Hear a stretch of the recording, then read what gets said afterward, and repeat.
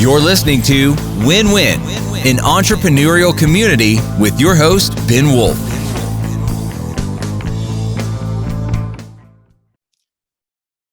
And welcome to Win-Win, an entrepreneurial community.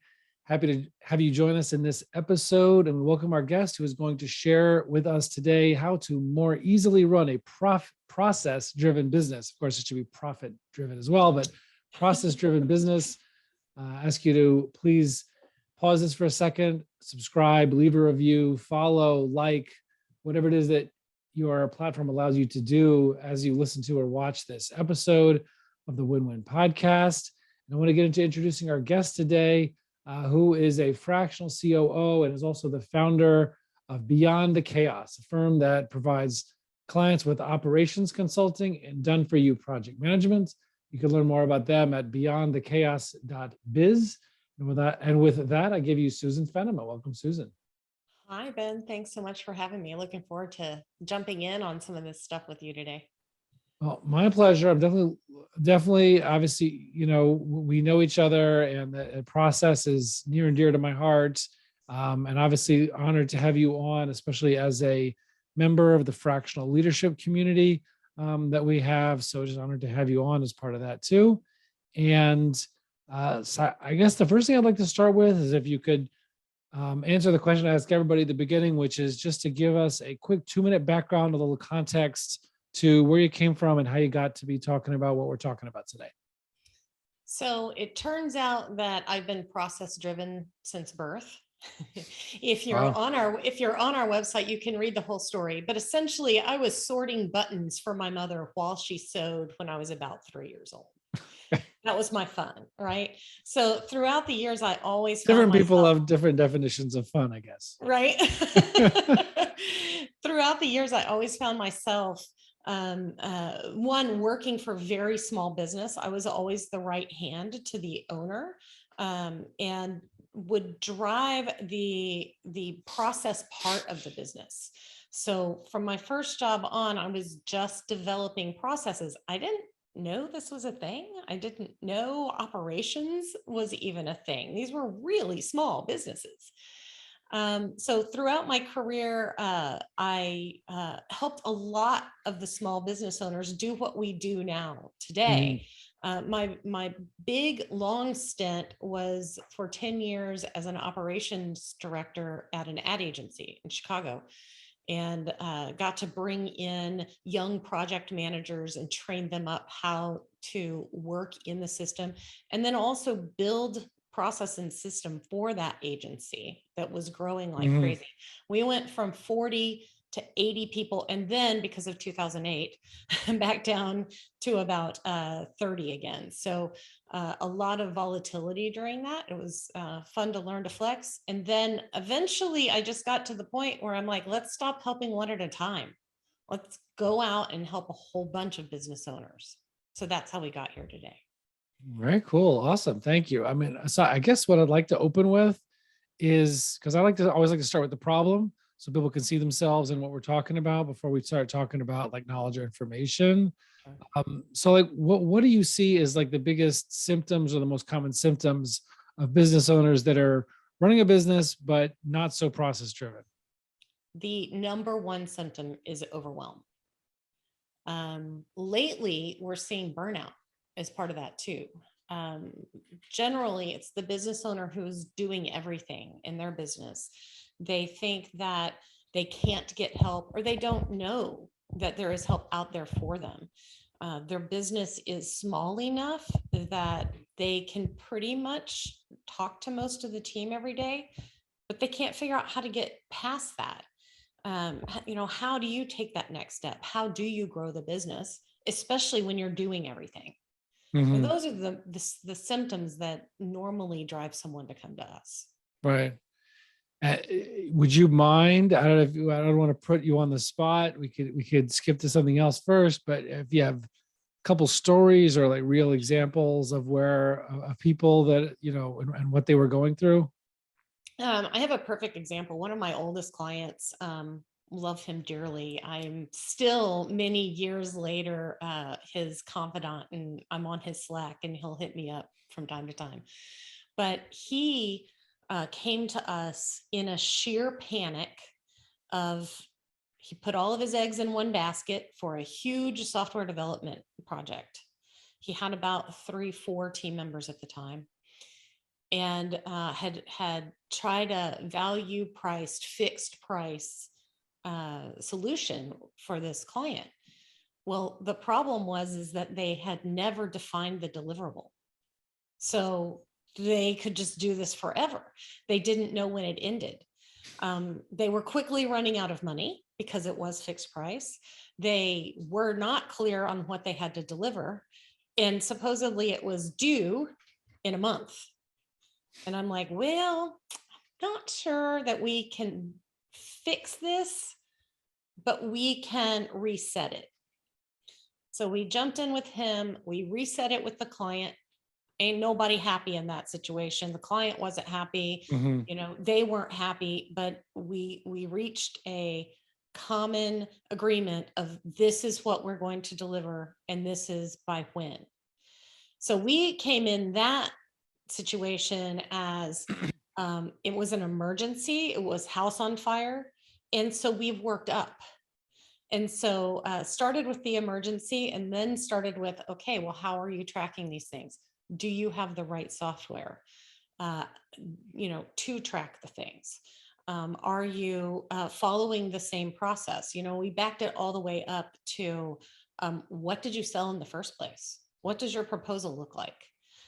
We ironed out all those systems, and now he still has a small team, and I think he wants to keep it as a small team, but he has a developer who is also an excellent project manager on his staff. They are using the tool that we put in place, and things generally run very smoothly. They don't have any more of these hair on fire, we're about to go out of business emergencies. Right. Yeah. That is very cool. I mean, I guess so. So now to get to, okay, like, I want people, we want people to understand things and learn things from this conversation that they can apply in their own business. So, thinking about what you do with your clients, thinking about like what you do with that client and other ones. And I know you have an ebook on this. We could share, people can get more details on this at beyondthechaos.biz/ebook. But, I know you've identified kind of 3 main elements that get you beyond the chaos. They're elephants too, Ben. Right. Right. They might, especially, I'm sure they feel that way. Right. And so like 3 things that are, key elements for getting to a more process-driven business, so that things are a little easier, or a lot easier, not as hard and hamster wheely and overwhelming as they feel right now. So what are these 3 pieces people need to do to get to that more process-driven business? So one is established process. I mean, not in your head, written down. What? Yes, not in your head, but down. We all know. Susan, we all know how it's supposed to go. We all know. Right. I have everybody shadow for the first 4 months, the other person, so they all know what to do. Everybody knows it's a waste of time. And that's totally scalable, right? You could expand your business to have 100 team members just that way, because it's all in your head, right? So first, I hope people can see. I don't know if those who are not watching on the video, I can see that we're like laughing here, because this is how everybody starts. It is true. And it is. And it's so, as that owner, you have to get out of your head what the repeatable things are. Start with the things that you hate the most. It might be, I hear a lot of people, I hate invoicing. Okay, well, stop doing it. Get somebody else to do it for you. That's why you're in business, is to make money, and you can't actually make it if you're not asking for it. So, that could be a great process to start with, how you invoice your clients. The second stage of this, after you get those processes developed, is manage your projects well. And that's any deliverable that you have. Most of the, you mean for your own clients, or for within your business? What do you mean by projects? The answer is yes to both of those. Okay. But we generally work with professional services, or I call them home services. So think contractor, AC, electrician, that kind of thing. So a project And could be one HVAC installation or repair, right. or one consulting job for your client or something. Or as a lawyer, a case, Right. as a So it's like software. like a workflow. Right. So what is your deliverable? What Mm-hmm. is your fulfillment? What are you providing to the client? That's the project and the fulfillment that we want to be very clear on. How is it repeatable? How do we set up templates for it? What tool are you using to manage it? And how do we get all of your team on the same wavelength of using the tool that you've chosen the same way every time? So that's the second aspect of that. And then the third thing is managing yourself and your interruptions. Anybody who's heard me say anything anywhere is going to have heard me preach about calendaring or calendar blocking, time blocking. It's all the same thing, but making sure that you are in charge of where your time is being spent instead of being a victim to what dictates your day. Yeah. And that's when you can get to the growth stage of focusing on your business. If you're handling emergencies, there needs to be somebody else that's taking that role off your plate if you want to grow your business. Something shouldn't get to you unless it has been through a layer or two of people. Right. And at that point, now maybe you need to get involved. But the goal is to have people working for you that can handle that day to day, so that you Right. can look at the big picture. Right. Yeah. No, that limiting interruptions is key.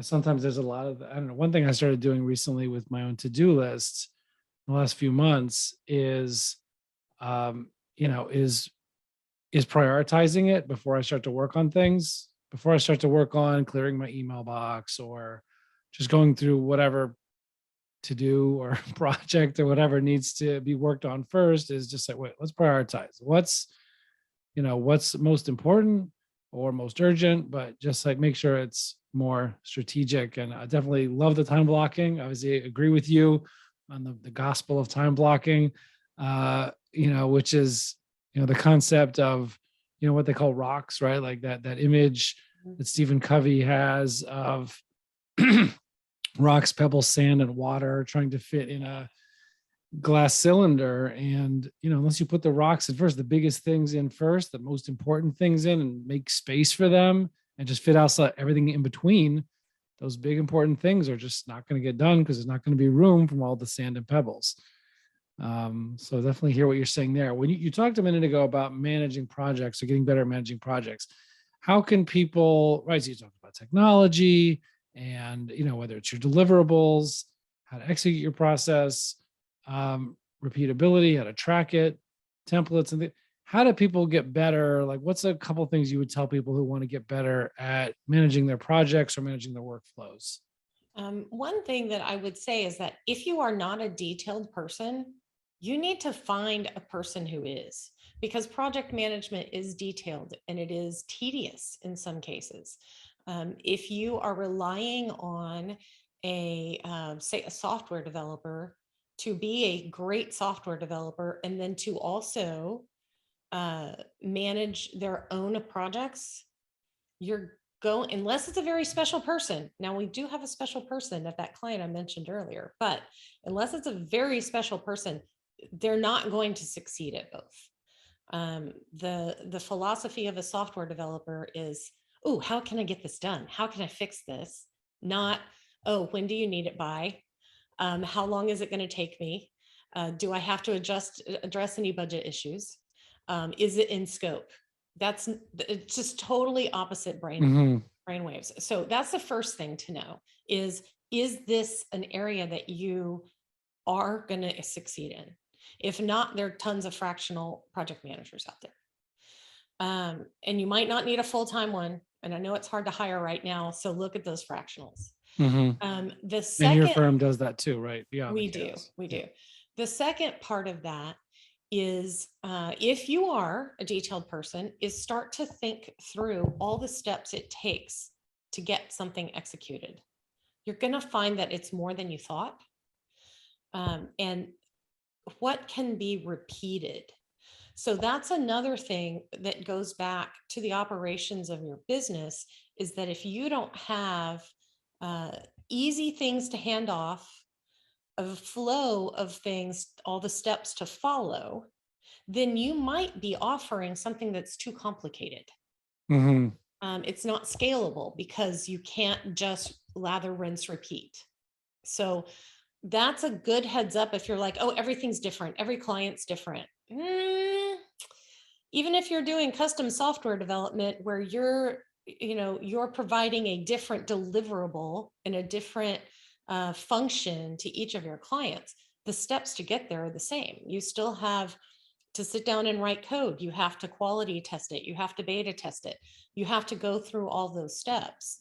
And so making sure that you are being consistent is that next step. And guess what else? That applies to your brand, so that you're delivering the same thing at the same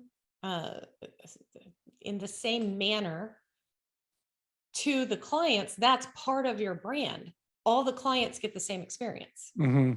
So it's twofold, even it's threefold. I don't know. It's probably tenfold to get those processes down. Use a great project management tool. That's another step. We have a lot of clients that come to us and they're like, oh, I tried Asana and Basecamp and I tried Trello. None of them worked. Okay, well, they all work. We have perfect examples of companies running on those really Mm-hmm. well. It is still a tool though, and you have to create the process around that tool so that all of your team is using it consistently. They know which features they use for what, and it needs to be implemented very deliberately. And your team needs to Well, be that's hard, trained. right? That's It's hard. hard. If I think about doing that, it's like, who has the time or ability or attention to figure out all the features and figure out how it should work? And how do you build this process? Let's say we documented it, but how do you build the execution of that into this workflow, and who does what, and at what point, and what trigger? How does the person know when the previous person's, like when there's a handoff, when the previous person's piece is done, and like who can, who could do that? But I guess that's where your project manager comes in, right? That's why we exist, right? Is this, well, those who could see the video, I got this book here, Who Not How by Dan Yeah. Sullivan and Dr. Benjamin Hardy, right? Is that on those things, instead of figuring out how do I get a project management software to serve me and my team and get people using it appropriately, is ask who can help me get Right. this, because it's too overwhelming to think about doing it yourself for me or many of us. It is So very overwhelming. And the other part of that too is your average run-of-the-mill project manager doesn't create that. They execute that. So there's still a step, even if you find a great project manager. in the setup, you mean? Yeah. So is that the fractional COO? So like who do you get? Like who do the people talk with? What kind of person do people talk with for the setup? Like a consultant, a fractional COO, like it could be a very senior project manager. So somebody that has a lot of experience might be able to do it. A new person is not going to be able to, but a fractional COO should either be able to or should be able to direct your team on what to do and how to do right. it. The teaching of the software, you might have to find an expert in the software. And one thing that you want to avoid in that area too is just saying, here are all the features, I've trained you. The features in most of these software tools are overwhelming and you don't need all of them. Right. And so if you're just dumping, oh, this is what it can do out there, you're not figuring out how your company can succeed with it. You have to apply that process to the tool, and that's what you want to train your team on how to do. Right. Awesome. And well, I would love to hear. I'll tell somebody one more piece of information, or tell the listeners and viewers, but any other stories you can think of, I guess, where, let's say, clients that you've helped, like where you've helped them set up their documentation and their project management, and how the founder or owner was able to interruptions, etc. Any other stories or examples you could share from that? Yeah, we have a perfect example of that. We have a it's a fairly new company startup. They've been offering, it's software development again, but they've been offering a custom software, and they want to take it to build it and make it a SaaS software. And so the structure of how their business has to change. There are only 3 people in this company. It's the owner and 2 others. And the owner was doing all of it, completely overwhelmed, didn't know where to go, didn't know how things flowed, didn't know how to manage sales necessarily or leads. Somebody had told him, not us, to be clear, had told him that Salesforce was the answer to his problems, which is way overkill for a business that size. It was too complicated. They couldn't figure it out. We had them, we're like, you're just going to have to eat it and chalk it up as a mistake. Don't renew it. Yeah. And we pushed them towards HubSpot, and we had them set up with the sales set up in HubSpot in about, I don't know, a week. And he's like, we've been trying to do this for a year in Salesforce, and you just did it in a week. Right. And then we set him up with Teamwork, which is my very favorite project management tool. We built some templates on how they start projects, because they're going to sell these and then customize what they sell. So we built a solution or a template into that for them to be able to do that. And we started managing their projects. And this man feels like he has been freed from so much stuff. He's like, I had no idea. He didn't even know that it could be so much easier with just a little bit of help. So isn't that amazing? Isn't that a great feeling? I know. And he's off and running. He's so happy. We love working with him, because of course everything we do seems like magic to him, which is great. And he's been able to focus then on what are the people out there going to need, what are the features that are going to be needed for the software so that they can create something that can sell better. He couldn't even do that before. So yeah, he's off and running. It's very exciting. All right, that's awesome. No, it makes it much more concrete. And for sure people can, learn about you and these, and the 3 main elements of getting a more process-driven business at beyondthechaos.biz/ebook. And obviously that's the website too. Find out more about you, Susan, and just really appreciate you coming out today and sharing this and teaching this, and showing what it looks like. Thanks so much for having me, Ben. This is fun. Yeah, thank you. And we'll see everybody else on the other side. Thanks. Bye-bye. You're listening to Win-Win, an entrepreneurial community with your host, Ben Wolf.